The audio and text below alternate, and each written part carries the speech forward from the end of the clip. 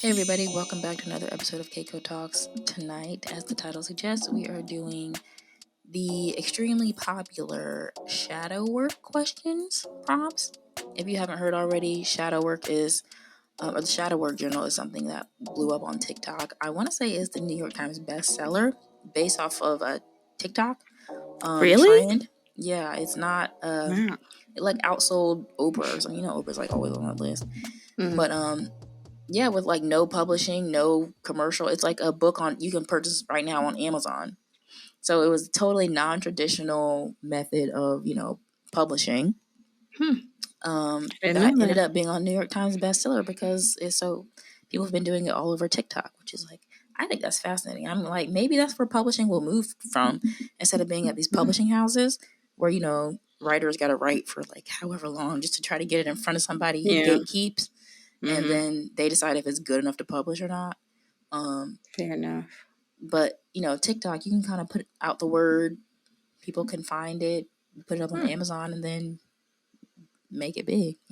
That's actually impressive. So, but yeah, so the journal basically is shadow work, right? So, I want to say it's based off of a philosopher named Carl Jung, which the philosophy people will know who that is. And basically, it's kind of like diving deep into yourself, your childhood, your past, trauma, spirituality, relationships, all of that, and kind of like getting into your inner psyche. So these questions help prompt that, and that is what we're going to be doing today. We found some shadow work prompts on the internet, called on the website Science for People. So we are going to do a couple of them today. I feel like some of these questions we have kind of already answered in previous podcasts. Like I didn't realize how much of our podcast is actually about like doing shadow work. I just didn't know what to call it, because we already talk about spirituality, healing, childhood These are some good trauma. questions, though. Yeah, no, these are even more interesting than like I think some of the ones we've asked on here. So we encourage you to check out Science for People because it's got about 100 questions, shadow work questions, but also the shadow work journal that I believe is still available to purchase on Amazon. And there's different like versions and stuff of it now because it's gotten so big. So definitely check it out if you are looking to start your healing journey. As we encourage people to do now, it's not going to replace a therapist, I don't think, but it's a good place to kind of begin your self-reflection, self-awareness journey if you have not begun that. So, yes. Do you want to start? Let's do it. Okay. Let me see if I can find some questions. It says, Also, okay, I guess we should start because we're disclaimer real beginners. quick. Yeah. I really apologize for these dogs barking. Okay, I don't want to like it's just all these dogs. All right, not mine.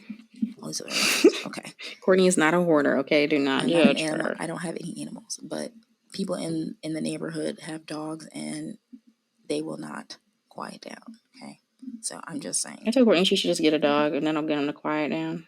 I don't think so. We're just gonna amp it up. You think so? I'm just giving disclaimer because like I probably won't be able to cut it if they're barking the whole time. I'm probably not gonna cut it out of the episode. So Yeah, and this has to be turned over today. So yeah. So okay, sorry. Back to the episode. no worries. No worries. Okay, right. My first question. Let's see.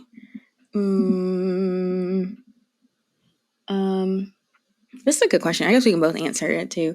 What are your values you were brought up on or brought up with? Is this in the childhood section?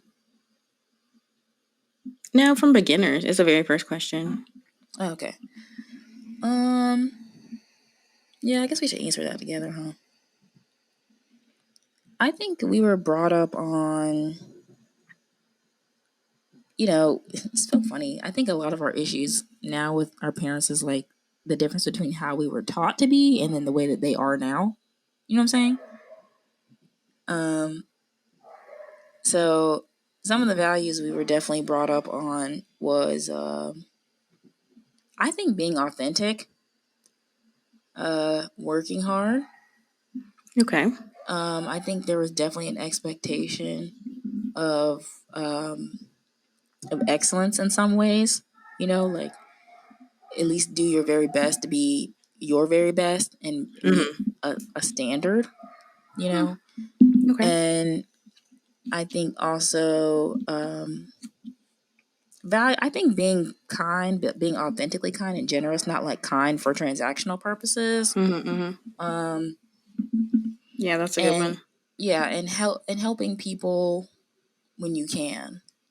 I think we also were raised on um, some ways on establishing like boundaries for ourselves in some ways. So, what do you think? Okay. So I think we were raised to just try to be good people, like for the most part. Like, obviously, that's not meaning that you're going to be a great person all the time, but you should try your darnest to just do good in the world and not for other people, but for you, so that you can be satisfied with you and your behavior. Yeah. So I think that's how we were raised overall, if I had to say, like, to sum it up. I think also, like, a little detail wise, we were raised to be the hard part too is what we were raised to be and what we have turned out to be is can differ. Yeah, that's true. And so, like, I don't know if the intention to raise us like we are now was quite there, but Well, I think I the do. values are like, it's one of those things. It's kind of like our parents are facilitators, right? So Mhm, what it actually ends up looking like is our personal decision. So like our mhm, values might be, okay, be authentic or be kind. Well, hmm, it shows up in different ways. Like, okay, mhm, I'm kind when I'm working on these projects, or I'm kind when I'm meeting different people for XYZ, but you're kind when you are helping with your animals. mhm. Kindness, it Yeah, just looks yeah, different. It's like manifested differently according to our personalities and interests. fair enough. Yeah, Yeah, go ahead, that's true. continue. Okay. What else? Um, I'm trying to think of like little details. I think they I think we encourage were us to always raised to like give our best foot forward. That was something big. I think I remember. yeah, Don't like half-ass shit. Like, if you're gonna do it, do it. Don't yeah. play around with it. Hmm. What else? I think we were also raised to try stuff. Like, I think we were both risk takers in a way. Like, I'll say risk takers, like crazy risk takers, but like we're cautious risk takers, or what do they Mm-hmm. call it? Calculated risk. That's it. Yeah, yeah, yeah. Um, Okay. and I can remember both of our parents telling us like, "Go try, at Yeah, least all go the do time. it, Yeah, that's go true. see what it's about." Like we've always been encouraged to do things, and like Yeah, at least I try it. at least try. It's like that's why I think we grew up with this sort of non fear of trying things. Like, you know what I mean? Like Mm-hmm. looking at our different lives, you're like, okay, well, I might want to go do something internationally, or I might want to do this other jump from this career path to that one. But like, there's no Mm-hmm. fear of trying something of the unknown. The Yeah, way I now that I'm an adult, I see that some people really are afraid of trying something different. They really are true. about how do I find quote security and stay there. And I Mm-hmm. was like, that's such a different way we were raised. Like we were always Yeah, told from both of our parents, do it, try, go, you yeah, know? yeah, yeah. Yeah, that's true. That's so true. Actually, like, yeah, and I think like I don't know how to say this without sounding um maybe a little condescending, but like there, like failure was not really an option, Yeah. you know? And so like that made you have to make, obviously the best decision that you can make. But in that, it depends on what you consider is failure too. But I think our parents a lot of times kind of left that up to us, Yeah. and that held us responsible in a way. So we knew what failure felt like, and there was no, maybe what we consider failure at the time, if you will. And then we Hmm. had to make sure that feeling never happened again, and we were making solid, adequate, whatever age decision we were making at the time. So Yeah. And I'm I not, think, I'm not mad at the parenting. no, I'm I'm not. not mad at it. When you look at the good, like obviously there's trauma, but Yeah.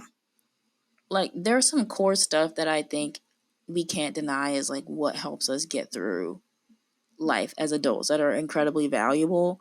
Like even in as much as we talked about our dad, like there was some positive that came out of him. Like I will, to his credit, I will say he never discouraged us from trying what we wanted to do.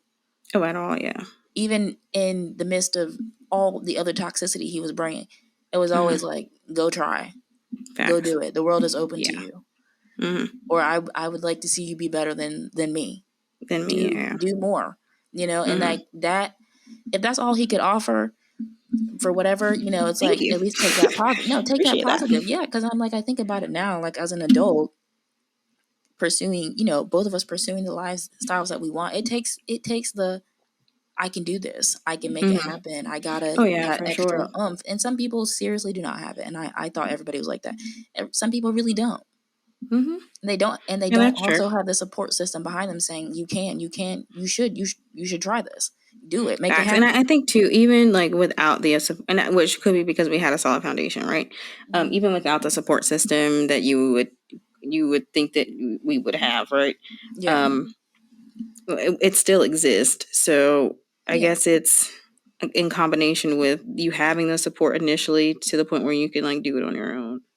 Yeah. And I thought about, I was like, because I've talked to you about like other people that I've experienced, right? Like, and what their support system looks like to me from the outside. And it's like, it made me very grateful. Like, even though we're always like, oh, the trauma, the this, the that. It's like, you know what? I have to say, the reason why I can hold my head up and try so hard is because I've never really had anybody discourage me from doing it. Like, I never really, even extended family members were always like, yeah, like they might not be able to hand you money or whatever, but they're always like, do it, try. Why not? Yeah, Like, for the and most part, and I realized that a lot of people, some people don't have their extended family telling them to try and do it, and it creates this kind of, it creates this fear in you that is unnecessary, or it can prevent you from trying things for real. Yeah, That's true. So yeah, I don't think, I don't know if both parents were intentional in doing that, but it worked out. So yeah. Okay, cool. So let me find one here on my shadow work prompt. Some of the stuff is like workplace. What I'm trying to say. Yeah, let's not talk about that. Yeah, I was like, let's not go to work. Let's That's just too not talk stressful. about that. Right. Like, I'm already there 40 hours a week. Right. Let's not discuss it here. Oh, gosh. This is kind of interesting. If you were to write a memoir about your life, what would the chapter titles be? Okay. That's really interesting. That's These interesting. are really great questions. Yeah, they are. Okay. That's interesting. Okay, what would the chapters be? Yeah. Okay, let's see. Now, 'cause we haven't been that long.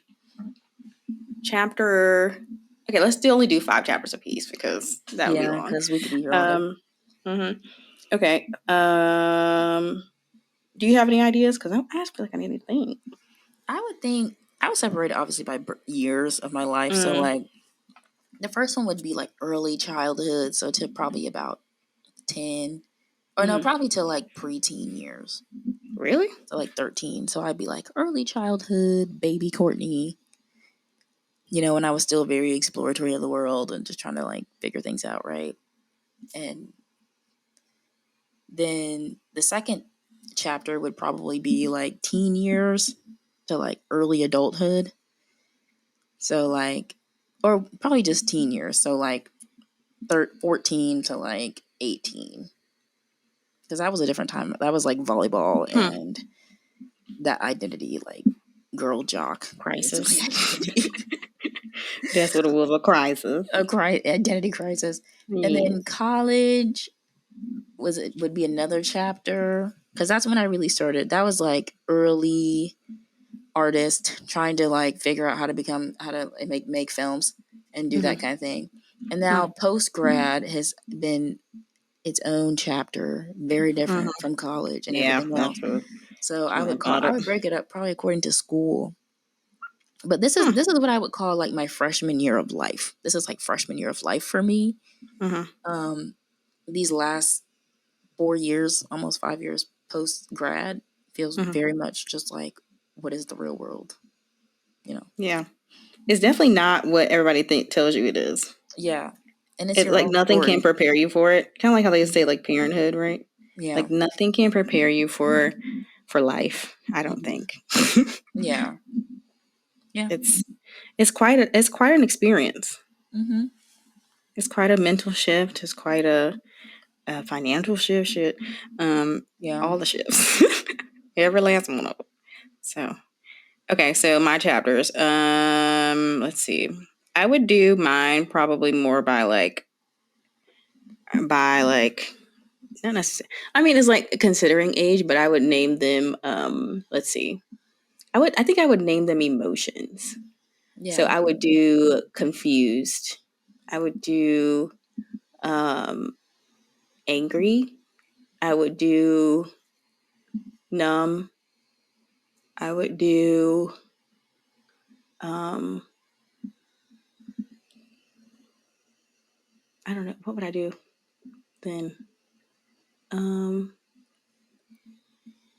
I think peace, and then I would do like finding serenity, something like that. That's good. That's Hmm. great. That's what It I would would make me name want to mine. read the book. Does it? Yeah, because like Am I an author? maybe You know me, I'll pivot now.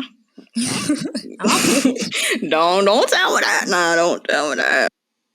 Hey, maybe you can write down your self-loving journey into a memoir. I don't know. I feel like you gotta have an appendix Well, strictly on add me rabbit care, author, Katie Kate. right? Thank you. Thank you. Did you hear what I said? What? You gotta have an appendix strictly on rabbit care. That does not All the apply to. rabbits, That all the applies to rabbits anger. I've loved. That's anger, The frustration. rabbits? Yes, because they're bad and they're filthy. Now, do I love them dearly? Yes, but that does not take away from the majority of the destruction that happens around here. They can also be part of your healing chapter. Yeah, that's true. You're right. Let me give them some flack, right? You had emotional I support need to be animal support was appreciative. cool. Fair. Okay, let's You see. can call them that. Um, All right, you want to pick another one? yeah, I'm looking. What kind of people do you attract around you? That's Till always recently, creeps. right. Recently. Nothing but creeps. That's funny. Well, attracting people is different than who you allow in your space. So I feel like that's got to be a two-part question because, like, you really, Okay. if you're shining and you're happy and you're a good person, people will see that whether they're good or bad. And the thing is, bad people are attracted to good just like good people are attracted to good, right? That's true. That's something I had to Good learn because I agree. was like, where are all these weirdos coming from? I know I'm not sending out weirdo vibes, but the reality is, weirdos aren't looking for other weirdos. They're looking for good people, right? Yeah, they're looking for So, opportunity. exactly. So it's like, I think it's more like if you attract a wide array of people, then you probably are an attractive person, not just like physically, like, oh, this person looks good, but like your spirit is attractive, your energy is attractive, something about you is attractive, which is a good thing that you come off that way to people. Who you allow in your space is what matters. Now, I say be cutthroat about that. All right. Yeah, like the Don't just boundary, allow like you anybody said. into your space just because they ask, I agree with that. That's true. Yeah, but I feel like sometimes I feel like the people who I have noticed who will become attracted to me are I feel like sometimes it's people who are not as like I don't want to say not confident in themselves, but people who don't have this like very clear vision of themselves. You know what I mean? Like I'm very much I'm like this is who I am. I know what I want to be doing, how I want to be doing it. I'm just not where I want to be, right?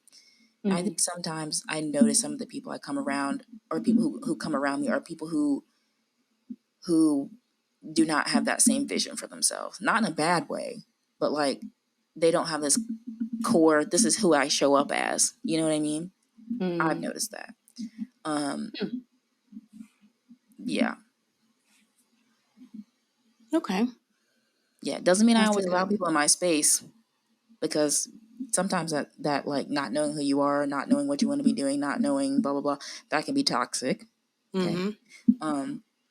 But you're that's what I seem to notice about some of the people who I've like come around. Yeah. Okay, that's fair. I think for me, as of late, I've been attracting creeps. Like I said, I don't know what that means, but I am in a place of everybody is looking for their opportunity to be great, grand, and magical, right?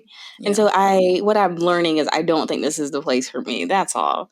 Um, and so I don't even necessarily blame the creepy people, but there's just a certain vibe of people here, and I don't necessarily care for it. That's not how I approach people. Like, if I'm going to be your friend, I'm genuinely going to be your friend, and I want the best for you.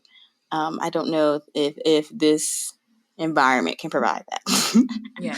And that's not to say there's not genuine people here, and they're probably around here. I haven't seen them. But I do think that has been eye opening in me, because I think in my experience with people, I've never had people be creepy like that to me. I've had, well, don't get me wrong, like, men have been creepy, you know, like in their very like typical way, but these are women, and so that has never been that blatant to me, or that just forward, if you will, and so that has been eye opening. And I think I was a little naive, and because how we approach people in South Carolina is a little bit more, if they are being sneaky, they would never let you know. You know what I mean? Yeah.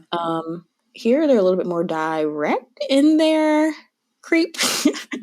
So it's just interesting, which I think, like I said, I just feel like I needed to know that, because I was kind of walking into a naive space of like, oh, well, like, if I'm genuine, they're genuine, you know? And that's not how that works. Like, even if you vet them out for a year, you still got to keep your eyes on them. So, oh yeah, I remember. Well, you already know my story. I'm not going to repeat it, but I agree. People are creeps, and unfortunately, you can't really. People can hide their hand for a very long time. Like, it's actually some people should win Academy Awards for how insidious they can be about being creepy. For how long they can kind of like hold I that agree with that, actually. That image. happened to me firsthand, and this person should win an award. For like Truly. how, for real, because by the time you figure out what's going on, especially when it's been a year or 2 years or however long, you're sitting there like, you kept up a facade for that long. But the thing It's is, like, now weird. that I'm looking back, I feel like this person was testing. Like, I remember how I always say this, but like, people are always pushing your boundaries. This person, I feel like, was trying to see how far to go. And they were like trying to see. They were like constantly testing. So I guess they finally went too far, and it was like blatantly obvious for me. And that's when I was just like, no, it's not gonna work. But Yeah. yeah. And you gotta also realize that, like, they're invested in the manipulation, frankly. Like, they're invested in the facade. So they have to, for them, it is in their best interest to make sure that that they are fooling you. Like, you know what I'm saying? Like, that's And the actually thing their is, job. another thing is, I had a fucking feeling about both of them. And I did not trust my gut. The first person, like, I vetted them for like a year or whatever, and I was like, nah, I just don't feel comfortable, like, ever bringing them to my house. Like, I just didn't feel comfortable, and I was like, I went against that for various reasons. And look, now it's like, oh, if I just would have followed my fucking gut. And then the second one was just like constantly rubbing me and my significant other the wrong way. And I was just kind of like, I just need to figure it out. I couldn't put my finger on it, but fucking putting a fucking finger on it. Like, there's certain things you just don't need answers to, like, No, and for that was one real. of them. That was I it. remember you used to tell me all the time, because I was like, I still am very quick to cut people off and be like, I don't feel right about so and so. And even when I was a child, I was a literal child. Like, I don't feel comfortable with so and so. Yeah. And I would remove myself physically from the space, right? And like, True. I was always outcast for that as a kid. But that was because I was Now I'm listening using to my little gut. Even as a child, I was like, oh no. facts. And I couldn't deny it at the time, because that's all, like, it was just like my whole body would be like, get really warm, and I'd be like, oh, I feel very uncomfortable with it. Don't ignore it, baby. Don't do Yeah. it. Yeah, because I have learned. and it's like this itty bitty tiny thing that is very easy to just ignore. It's very easy to be like rationalize it away, but then it always turns into something bigger.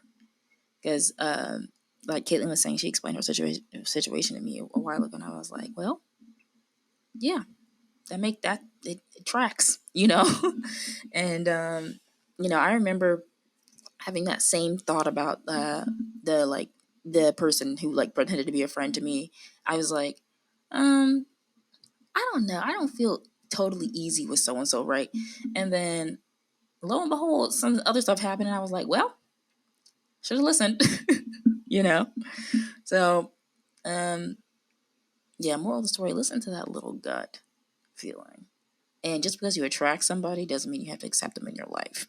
Because plenty of people are going to be attracted to you, especially if you're shining and you look a good Amen to person, you that. look healed. Yeah. Yeah, and that's something I had to accept recently is like the person that I want to be is going to be attracted to people because I want to be a good person. I want to walk into the world. I want to walk into a room and have people feel like warm and nice and friendly and be know that I'm authentic and I'm being kind. That's attractive to people. And you can't tell someone not to be attracted to it. Now if they're a good person or not is like a different story, but it's okay to be attractive to people. It's who you got to set boundaries. So yeah, keep being attractive. Just make sure you getting rid of the dusties and crusties. Facts. And Baby, learn a lesson. It won't for happen real. again. And listen to that gut, the little itty bitty gut, which is No, usually for always real. right. It's never No, wrong. for real. Oh, Never yeah. wrong. Yeah. Yeah, that's true. Think That of a is time that it was so ever freaking true. wrong. A time that it was I've ever never been wrong. wrong about it. No. And the people who I like, think here's the thing, because like I think as a kid I don't trusted that gut way more than I did as an adult. Because like now you don't be wrong, you hear the gut reaction, but now you also are trying to make life decisions based off said reaction, and sometimes yeah, that you can't always do that. So now it's like using discernment with intuition, and that becomes difficult sometimes because you're also having to make life decisions that maybe doesn't respect the gut feeling and then the discernment, right?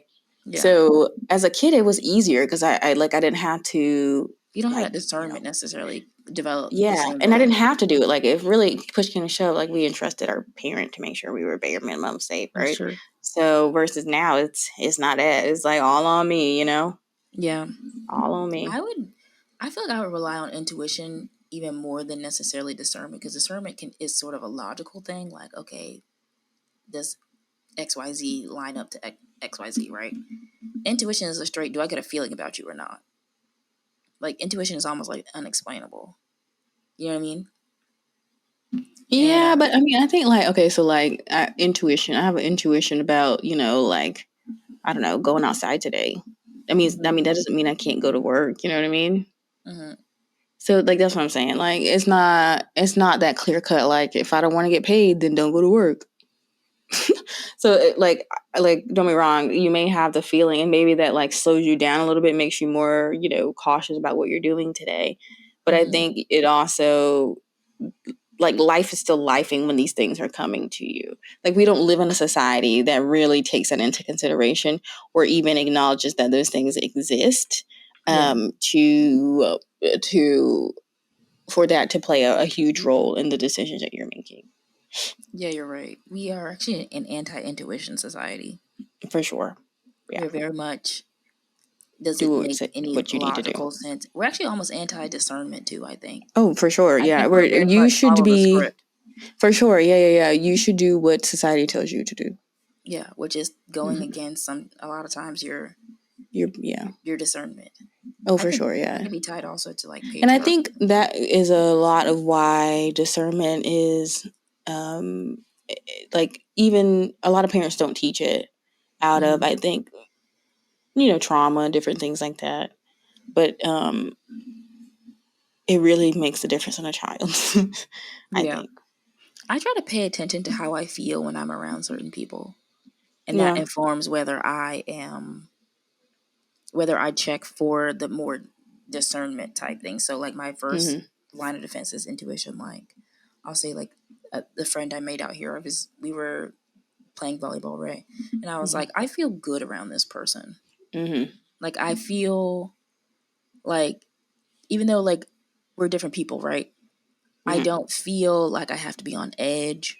I don't Mm-hmm. feel like I have to guard Yeah. anything. I don't feel like I have to protect anything necessary. And I was like, that's a good person. That's a good relationship. Yeah, That's where she's you so need to sweet. be, like, and I just checked myself in that moment because, we want to like logical everything and like, well, does XYZ do this? Are we compatible in this way? Blah, blah. And I was like, what do I feel? Mm-hmm. Yeah. And that's what I was feeling. And I was like, that's where you need to continue to foster and Yeah, develop. that's true. Because there's plenty of people I've sat around. I'm like, I do not feel that at all. You know what I Yeah. mean? And you're like, well, that's the end of that. Yeah, that's true. So That's true. that's why I try to put it's like intuition and then discernment, So, yeah, okay. Is it my question? Yeah.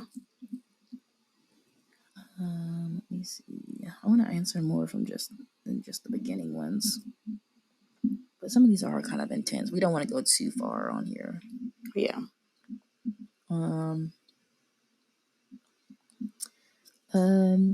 Prompts for self-love.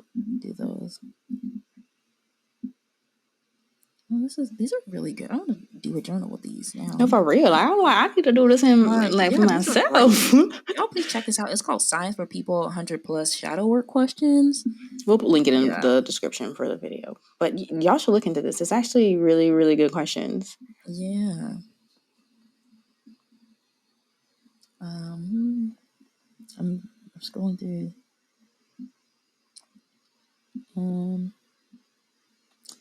Maybe, I don't know if you want to answer this one. And if you don't want to, we can do another one. What do you wish you could forgive yourself for? What makes it hard? Wow. Okay. This is from the self-love sections, number 71, if you want to look at 71. Okay. I think I wish I could, I have a really hard time answering that. Yeah, that's fine because I'm gonna keep it really surface level. But I think I need to forgive myself for how I treated people when I was, first of all, treated poorly and I was severely hurt, right? Because that saying, which never made sense to me until recently, hurt people. I was doing that. And so I have a really hard time forgiving myself for that. You think it's because of your level of awareness now? I think it's a level of awareness, and I didn't want to be treated that way, but that's how I was treating people. That doesn't make sense to me now. Yeah. Well, now that you're but that is why the saying is hurt people. You're only in that saying, if you want to dig into that, in my personal opinion, it's basically you cannot offer something that you do not have. That's true. So I think that's a really big hurdle. I think some people, when they start their healing journey, they realize I am also the monster. That's a lot. That might be one of the hardest things to reconcile with. And I think that's why some people just avoid the hearing what others' experiences of them are. It's you really gotta look it's in the hard to mirror and you hear. are the monster. You are the problem, It's hard to hear because I in that moment I didn't necessarily see myself in that light just because I was dealing with my own things. Yeah. But I think it is I think it also, that can't be the excuse either. Don't get me wrong. I acknowledge my feelings in that, but that doesn't mean I had the right to do that. And granted, a lot of the people that were receiving that have still stuck around, thank the heavens, right? Because they didn't have to. And to be fair, if someone was treating me like that, I'd be the first to buck. So, shout out to them for continuing to stay around, but it is difficult. And I think it also is difficult, being in the current day of where I'm at now versus where I was at then, because they still have the expectation that I'm going to be what I was. So that also is a constant reminder of you were a BICTH, So, and I don't know, obviously it's going to take years to repair that, but I don't think that's something that people forget. So. Yeah, I agree. I think it's well, I'll just use the example of our father because I don't want to get into your personal business, but I feel every time we would bring up and we would make clear to him, like, he was the monster to us. Mm-hmm. He You could always not see lashed that. out. That's when he lashed Yeah. out on us, is Yeah. when we confronted him with himself. And he Mm-hmm. was angry. He was very angry. That's the only time he really ever became irate, is when we'd be like, Mm-hmm. you are the problem for us. Mm-hmm. You know, and I think he really just did not want to sit with the fact that I to think on us, top of being a narcissist, he really could well, not on top of fathom being a that. narcissist too, yeah. But like, He could not fathom. that's the biggest issue, is like, they are not able to see that they are the problem. They are the Mm-hmm. center of this chaos, right? Yeah. And then the shame and guilt behind it. You know Mm-hmm. what I mean? Like, they cannot. They think it's illogical. Like, they've lived. It's Mm-hmm. almost. I think narcissism is sort of dissociative. Actually, it's sort I of can see like, that. I'm not part of. How could they be talking about me? Mm-hmm. You know what I mean? Like, I've removed myself so far from my own actions. But Mm-hmm. but yeah, I can see that is difficult to admit that you've hurt somebody, especially when you come out on the other side and you know you can behave better, that Mm-hmm. you have changed so much, and to know that somebody else's journey might include you as the villain. Mm-hmm. And maybe Yeah. you will always be the villain to somebody. Yep. Maybe. You know, and that's the issue with trauma and cycles of it, is Mm-hmm. you don't know, you know? Mm-hmm. Mm-hmm.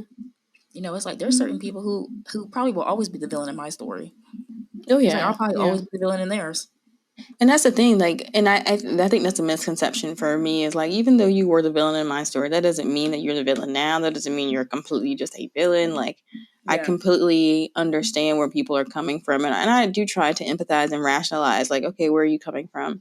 Give you the benefit of the doubt. That doesn't mean I'm letting you in my space. Yeah, that So, too. you know, if someone were to return that energy to me of like not wanting me in their space, all I could do is respect that, because I have to be accountable for my actions and how I was treating people, even though I was hurt. And I don't think I was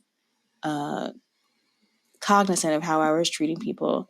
That doesn't give me any slack. Like, that doesn't cut me off the chopping block. So Yeah. yeah. It's Okay, what's yours? difficult. Okay. No, I asked that question. Oh, you asked. You want me to Yeah, answer but you it? can respond. What do you wish you could forgive yourself for? What makes it hard?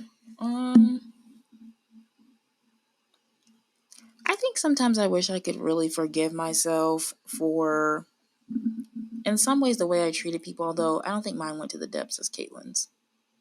But I wish I could forgive myself for, I think, taking so much of our like family's attention as a young person. You know what I mean? I don't know if you know what I'm referring to, but kind of like, I think at that time I was very deeply like escapist, and I felt like I just needed to do these things to escape, which I didn't realize at the time was taking so much from everybody else. So I guess that's like being selfish, but I didn't know, Yeah. like,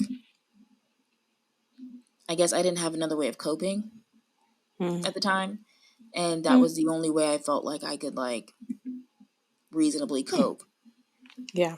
you know? And so, Mm-hmm. and now learning about the after effects of taking that like time and attention, I Mm-hmm. think it's made me like, I really, me now would be like, well, I'm just, I have to realize that there are other people in this situation, right? Mm-hmm. Mm-hmm. But I like couldn't see it at that time, Mm. Hmm. you know? Okay. That's And interesting. I think about that's affected relationships since then. Yeah, for sure. Yeah. So, Yeah. yeah. Huh. I feel like you should, not to put your business out there, but I think coming to peace with that could make you come to peace with other things. Does that make sense? Yeah. With maybe even those relationships, and Yeah. maybe even understanding their point of view. That's not saying that you didn't have what you were experiencing, and it's done. You know what I mean? It's done. So you and the people on the other ends of those relationships are going to have to accept that it is what it is. Yeah. And it cannot be something that you hold over someone's head. I agree. But at bare minimum, you're at least at peace with that. Yeah. That's interesting. Okay. Yeah. Let's see. Are you choosing a question? Yeah. Let me see. Okay. How do you respond when someone is angry with you? What does this anger say about you? I think sometimes, well, when I was younger, I think I used to shut down more. Now I'm angry back. And You know what's so funny? Like I think I told you this earlier, but I feel like you have become who I was during that time of life, and I have become. Yeah. I don't know And if I'm like. I don't know if you're Okay. that bad. You're not as bad, I don't think, but you have some interesting outbursts. Yeah. No, yeah. I mean, and that's something I thought about recently. I was like, I've like gotten recently very quick to anger and quick to like, jump back. And I was always a very reserved, very quiet child, and now you cross me, like you can cross back, So I don't know. I don't know if that's just because of life and like, things transpiring, but yeah, that's how I've been doing it recently. And I want to handle it more. I want to be more mature about it because I think sometimes the way you can handle it, you can't go too far the other way of, Yeah. I'm sticking up for myself, blah, blah, blah. And I've seen people who do that, and it is not a good thing for them. Not at all. That's not a good, and people shut down to you immediately. People are immediately casting you out, especially if you're black. Yeah. So, you got to find a way to really make sure that you are, stating your boundaries, making your point clear, but you don't have to be like this angry. You can say it clearly and leave it at that. Yeah, exactly. Yeah. But yeah, that's what I would say. All What right. about you? Let's see. I think I tried my best to respond with not being angry. Like I try to be what they are not. Because I've like when I am angry, I am the type of person where I get like petty. But I'm not talking like petty and like, oh, I'm like F your life up petty. Yeah. And I don't like to be that person. I don't think it is it's okay to be angry, but it cannot be as much as I like the get back is satisfying. Like what does that get you, first of all? On top of that could really get you in some trouble. Some of the thoughts that I've had, I'm just like, that's not normal. There weren't like killing anybody or anything. So I do want to put that disclaimer out there, but it's just like, that's just too extreme, So I really try to remain calm these days. I try to have a conversation, not argue, not anger, and get to a reasonable ground of, even if that's not necessarily a solution. Well, you know what? We can come back and talk about this when we maybe have a solution, or maybe we agree to just disagree, or whatever it is. So I really, really, really, really try my best to remain calm these days. Yeah, that's just like emotional control, which is important. That's what really separates us from toddlers. It's like emotional control. And people who lack emotional control, you always see them as like deeply immature people who are like lashing out. And we've all been around people who lack emotional control. So, and we always know that person. So. Yeah, there's a lot of adults that don't necessarily have the control, which I personally, if you ask me, stems from a lot of childhood trauma, undealt with trauma, right? Yep. But I think the problem is you can't turn your childhood trauma onto someone who, first of all, has nothing to do with that, let alone like don't even know what's going on. So that's also not fair. Yeah. Should we get to the next question? Yeah, I think it's your question. All right. Let me do some of the ones from the deep word one.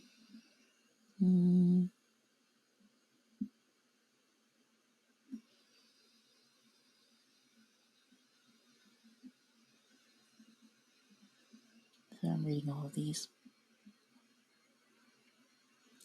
I'll answer this question because I actually think I've recently just come on the other end of it.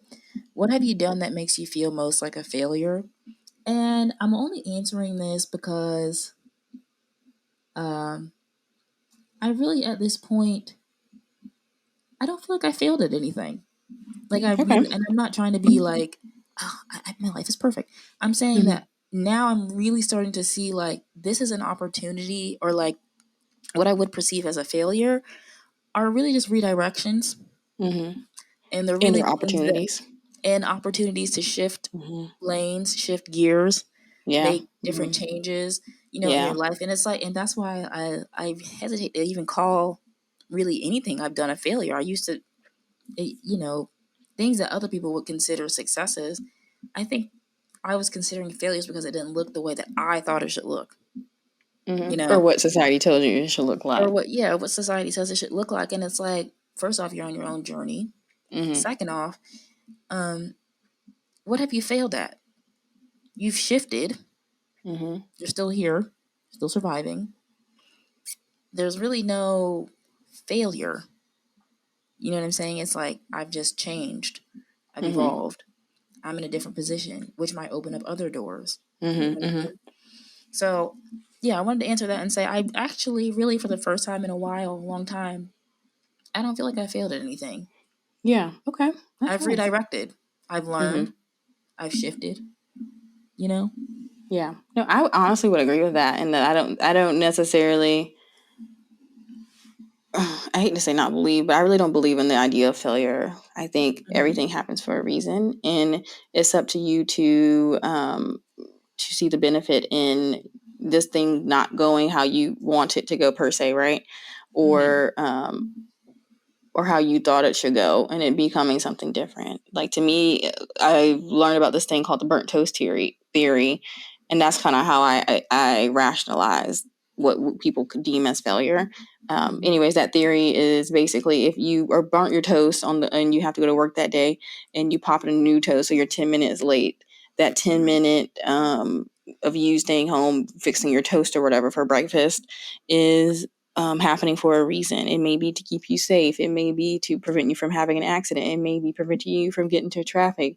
But it is something that is divined, or is I guess created by the divine source, right?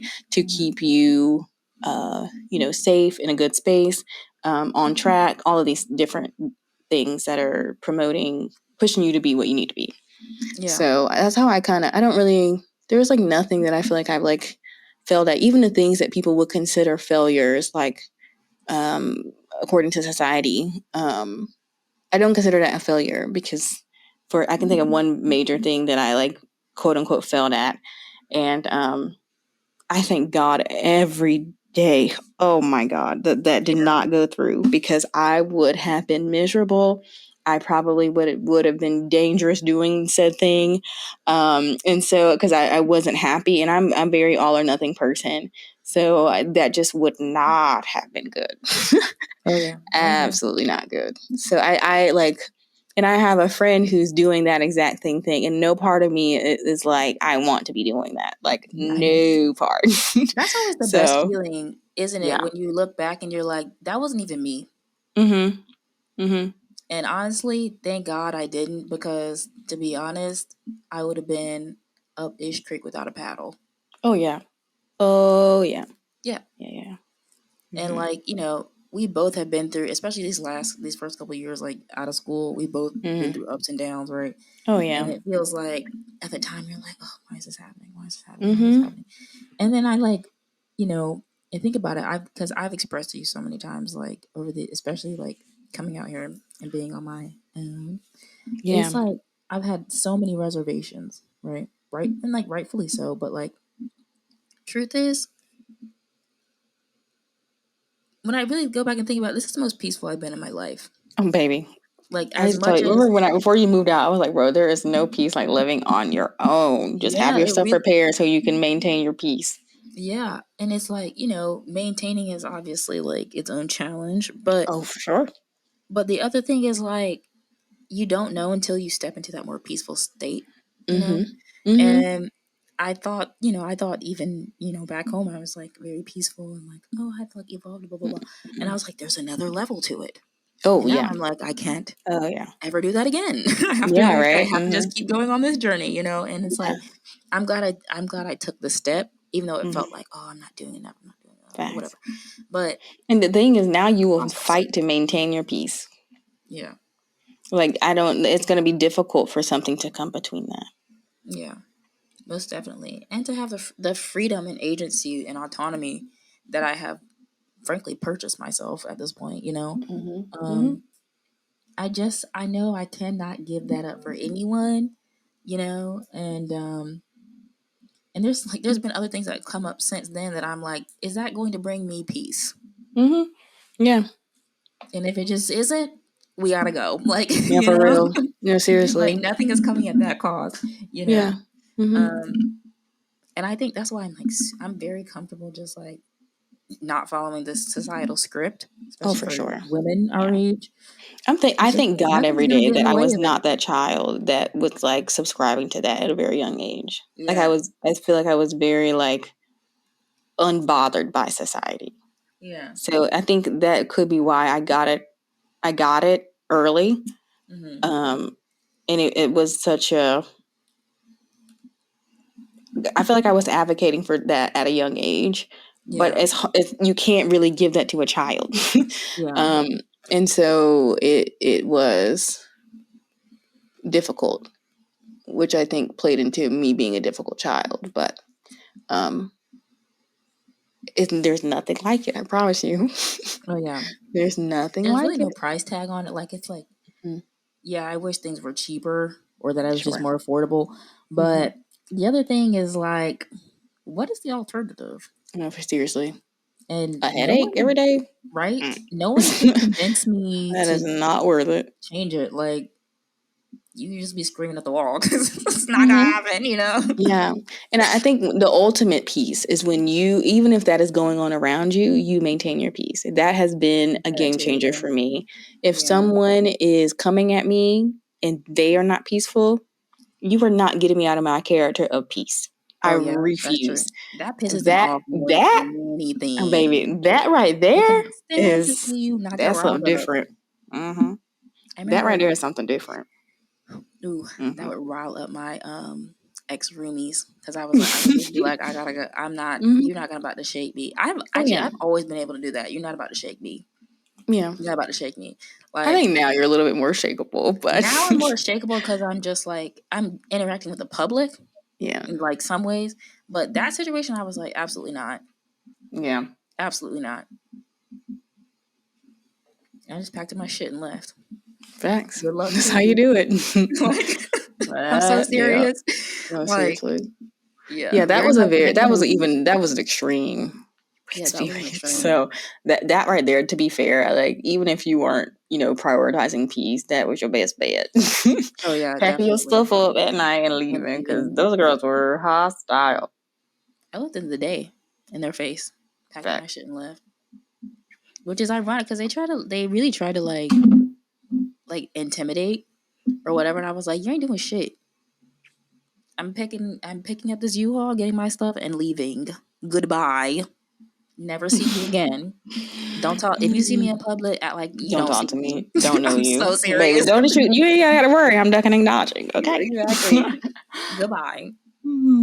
Best of luck to you. Yeah, for real. Anyway, I feel like we should do a part 2 to this one day. Anyways, that was fun. They have really good questions on here. We're going to link this in the description box below, but they have some really good questions on here. I would highly suggest, if you want to go through this, that you should and do some shadow work. There's also like a specific way to do it. I think you're supposed to read the question, answer it, and then reflect on your question, I think is what you're supposed to do. Obviously, we didn't do it quite like that just because we just kind of answered it. But we suggest you doing this. It's actually pretty good. I can see why the book is selling out. Seriously. Can we end on one that I actually found really interesting? Sure, let's go. Quick. Okay, it's 72 if you're on the number thing. If you were to talk to yourself as if you were a child, what would change about the words you would use? Are they kind? Why or why not? I think they would be the same. And the reason why is because I think, don't be wrong, I think you should be kind to children. I think that you should, make sure you're using appropriate verbiage, kindness, cues or whatever per the child, because that matters into the effectiveness of what you're saying and how they take it and things like that, right? Mm-hmm. But I think one misconception is people are kind and don't are only kind, and that is not how the real world is. That's true. When you grow up and you get into the world, that is truly not how it operates. Yeah. And so I think that is the detriment of only being kind to kids. Not saying that you have to be just blatantly mean, but there are going to be some aversions. There's going to be some tension going back and forth internally and with other people. There's going to be anger coming towards someone. And so I think as a parent, to prepare them for the world, you cannot only be nice. You cannot only be kind. So I think it has to be a balance of everything. And I think that if it's not you as a parent providing them some aversion, I guess, then it's going to be someone. It's either going to be you now or it's going to be them, someone else later. Agreed. Yeah. No, I 100% co-sign that. I think, that it's kind of like the gentle parenting baby talk thing. It's like, it's not always preparing them for the real world seriously. Yeah, no, it's not. Behave. Yeah. Yeah, I would, if I was talking to myself as a child, I think I would just reaffirm that what you're going through is a moment in time. And it feels like all of time now, but it's a moment in time. And you come out on the other end of it, you'll be stronger, you'll be more aware that that's actually contributing to what makes you an interesting person. And I think I would also tell her that you're not the only person experiencing this even today. There are other children experiencing this, other families experiencing this, and that this is part of a bigger system that you unfortunately were born into and a lot of people were born into. So I would put it in that kind of context, because I think we really, as children, what we were going through, we really were personalize it as this. It's just me. It's just us. It's just our whatever. And all around us, these things were happening. And I think it would have made me feel a lot less alone, and would have made me feel like there are resources and that, and not like I was, weird or bad or something for having those experiences, And I would tell myself to keep doing everything that you're doing, because I guarantee you in 10 to 20 years, that's going to be what makes you interesting. The people who are following the standard and peaked in high school and middle school,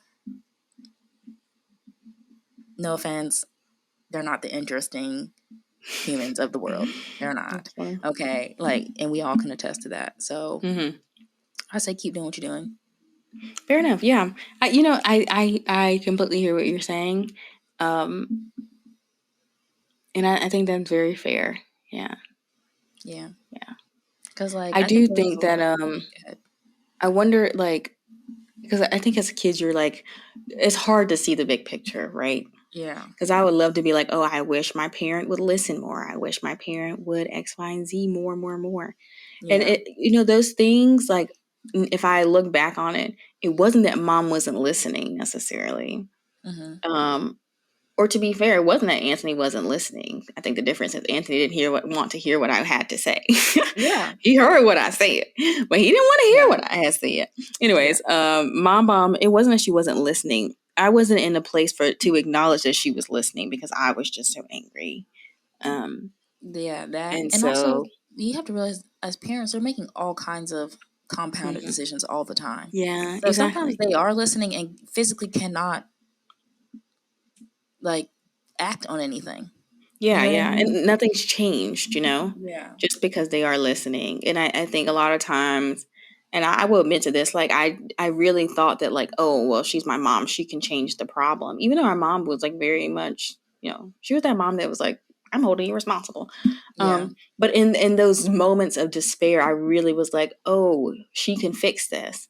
Yeah. And though she was very upfront and honest with us of oh, I don't know what's going to happen in this. and if this happens, this is what happens, and this is how we handle it. If this happens, then this is what happens, and this is how we handle that. And my little kid brain, that just never clicked. As an adult, I get it. I get it. And I don't know if and that's why I don't think, like, as far as, I don't think anything different could have been done other than just keeping it real with us. Because I don't think that would have ever clicked. That never clicked to me until I was doing life on my own. And I was like, oh, okay. Yeah. It's a lot of decisions. I see. Yeah, it is. It's a lot of decisions, a lot of pressure, on top of throwing a kid on that. And then their expectations of what you have to be to them. And their lack of understanding of the world. Yeah. And I think something I've really tried to determine is, where was people's intentions? Like, where was this person's intention? If their intentions were positive, I try to look at it through that way. That's not to excuse the trauma that happened, but, you know, there's nothing. Truth is, neither one of our parents were ever going to get it right. That's like, they were just never going to get it right. Now, they have drastically different intentions on what they were doing, how they were doing it, but there was no way for them to, like, create this perfect environment for us to grow up perfectly and not have any trauma and not have any XYZ. And because the other thing is, if we had grown up in that kind of ecosystem, we would have stepped right out into the world and been traumatized. That's why I say, like, it's going to happen at home, or it's going to happen in the streets. It's going to happen. It's going to happen. Yeah. So I try to really think about, like, where was our parents' intention? And I know there's a difference in intention between what our father was doing and what our mother was doing. And that is where I try to hold them more accountable. And that changes my perspective on things, you know. Fair enough. Yeah. That's what I would say to little me. Okay. And just keep doing your thing. Yes. Keep going to 4th grade. Never gonna give up. Never gonna give up. But yeah. Oh, and actually, I would say take artwork and making artwork more seriously earlier on. Find a way. Bug your parents about it. I know they would have been annoyed, but bug them a little bit more than you did. Because I was bugging them about volleyball, and I probably should have been bugging them a little more about getting into the arts at that time. But fair enough. I didn't know any better, so here we are. Anyways, but yes, that's our episode. Thank you guys for listening. We hope you found it very informative. Like we said, check out these prompts because they're actually really good. I'm gonna go back through some more of these, and maybe we'll do a part 2 because actually I can see a part 2 on these. Yeah, I like these questions. They're good. It's like 100 questions, so you have plenty to reflect on for sure, and it's free. So no. Yes, we love free 99. Absolutely, especially in this economy. But anything else you want to say? That's it. Thank you guys for listening in. I really enjoyed answering and asking these questions. They're pretty interesting. So we'll probably do a part 2. So look forward to that. And we hope to see you guys in the next one. All right. Bye, everybody. Bye.